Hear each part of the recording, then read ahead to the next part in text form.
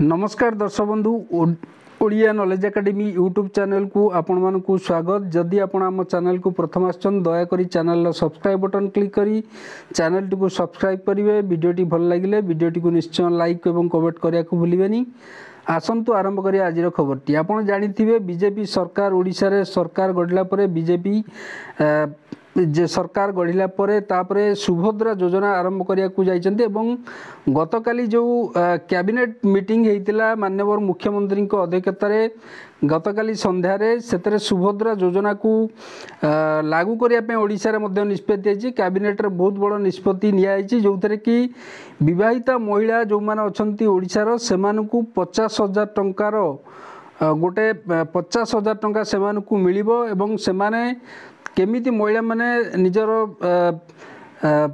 महिला माने स्वावलंबी हो पारे से सरकार गुरुत्व देइचंती। सरकार आसु आसु गोटे दिन ही गोटे खुशी खबर देइचंती महिला मानकु। तो आसन देखिबा ए वीडियो रे हम संपूर्ण आलोचना करिबा सुभद्रा योजना केबे आरंभ हो को माने पाइबे एवं कौन कौन डॉक्यूमेंट आवश्यक हो केमिति ऑफलाइन किबा ऑनलाइन आवेदन करिवे ए वीडियो रे संपूर्ण आलोचना करिबा। आसंतु आरंभ करिबा आजिरो वीडियोटी।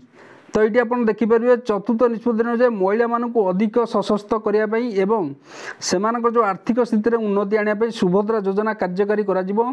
तो यही योजना रे महिला मानक 50,000 टंकार भाउचर दिया आगामी 100 दिन मध्य यार रूपरेख प्रस्तुत करी मार्गदर्शिका प्रस्तुत करने को संपृक्त विभाग को निर्देश दिया बोली मुख्यमंत्री कहते।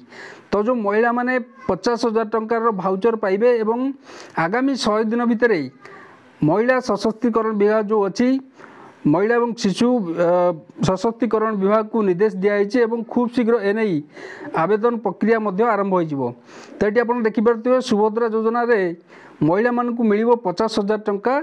जानतु आवेदन प्रक्रिया योग्यता कौन रोशार महिला सुभद्रा योजना कार्यकारी करा प्रति महिला को 50,000 टंकार कैश भाउचर मिलवा जोटा कि 2 वर्ष मध्य या खर्च करें। तेबे या केमिति पाइबो किपरि कार्यकारी करेंगे आसंतु जानिबा। तो जो 4टी बड़ प्रस्ताव पर मोहर मार्ची बीजेपी सरकार जो प्रथम कैबिनेट ता भीतर महिला एक बड़ घोषणा होती ताकि आगामी 100 दिन भितर राज्य लागू हो सुभद्रा योजना। तेबे आसन जानिबा सुभद्रा योजना कौन एबे केमिति लाभ उठाई पारिबे महिला माने एई योजना रु। तो निर्वाचन पूर्व बीजेपी तार निर्वाचन इस्ताहार घोषणा करथिला ओडिशा रे बीजेपी सरकार आसिले सुभद्रा योजना लागू करा जिवो। शेष में ताही हेबाकु जाउची आगामी 100 दिन भितर ओडिशा रे सुभद्रा योजना लागू हेब बोली नुआ मुख्यमंत्री माननीय मोहन चरण माझी घोषणा करछन। जो गतकाली कैबिनेट रे एस घोषणा हेछि एवं कैबिनेट मध्य पास हेछि।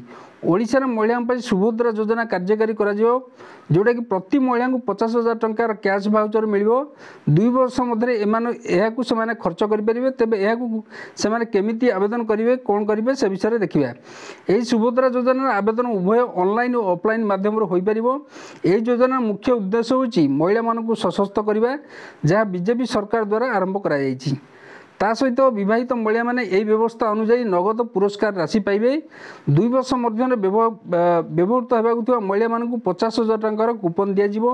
सुभद्रा योजनार मूल लक्ष्य होची समाज रे महिला स्थिति को सुदृढ़ करने एवं सेमानकु आर्थिक स्वाधीनता प्रदान करने जहाद्वारा से निजे जत्न नहीं पारिबे। ये योजना आवेदन करने ये सब डॉक्यूमेंट दरकार कौन कौन डॉक्यूमेंट ना ये योजना आवेदन करने डॉक्यूमेंट आधार कार्ड आपंकर थिबा दरकार बैंक अकाउंट आपंकर थिबा दरकार ठिकाना प्रमाण पत्र जोटा को आम रेसिडेंट सर्टिफिकेट बोली कहचे मोबाइल नंबर मध्य आवश्यक पासपोर्ट फोटो मध्य दरकार ता सहित इनकम सर्टिफिकेट आपणकर इनकम केते तो इनकम सर्टिफिकेट मध्य आपण तहसिल आवेदन करके बाहर करें। रेसिडेंट मध्य आपण तहसिल आवेदन करके बाहर करें। ता सहित राशन कार्ड आदि मध्य आवश्यक ये योजना लाभ उठाइबा। ता सहित देखिपे ये योजना लाभ उठाइबा हेले आपण ओडिशार बासिंदा होतिबा दरकार। सेतिपई आपनकु ओडिशा बासिंदा पई जो प्रमाण होची आपनकु रेसिडेंट सर्टिफिकेट निहाती आवश्यक जोटा कि आपण निकटस्थ तहसिल आवेदन करी कौनसी जनसेवा केन्द्र आवेदन करी आपण रेसिडेंट सर्टिफिकेट आनीपारे। केवल विवाहित महिला को ये योजना लाभ उठाई पारे। प्रति परिवार जन को ये योजना लाभ मिले। महिला बयस 23 वर्ष रु 59 वर्ष होता आवश्यक। तो जो महिला योजना लाभ उठे से ओडिशार बासिंदा होते केवल जो विवाहिता महिला जो मैंने मैरेज करिसेंती सेही मानकु ए लाभ दिया जिवो अविवाहित महिला माने ए लाभ पाइबे नहीं प्रति परिवार रे केवल जनकु गोटे परिवार जनकु ए लाभ मिलिबो तांकर बयस 23 वर्ष रु 59 वर्ष होइतबार आवश्यक एस सबुठ बड़ कथा हूँ सरकारी चाकरी करथिबा महिला जो माने सरकारी चाकरी करचंती शिक्षक हूँ तो अन्य कौन सरकारी चाकरी करचंती এই যোজনা লাভ উঠাই পারিবে নাই পরবর্তী সময় অঙ্গনবাড়ি কর্মীকে মধ্য এই যোজনা সামিল করা যাই পারিব ता सहित वर्तमान सुधा सरकार एने कौन ऑफिशियल वेबसाइट लॉन्च करना खूब शीघ्र एने महिला और शिशु विकास जो विभाग पक्षर गाइडलाइन आसो बोली कहुई तो वर्तमान सुधा जेहेतु सरकार गतकाली एटा कैबिनेट रे पास कले तो वर्तमान सुधा कौन प्रकार ऑफिशियल वेबसाइट लॉन्च करना गाइडलाइन विषय कौन सठिक गाइडलाइन जारी करना तो वेबसाइट लॉन्च पर खूब शीघ्र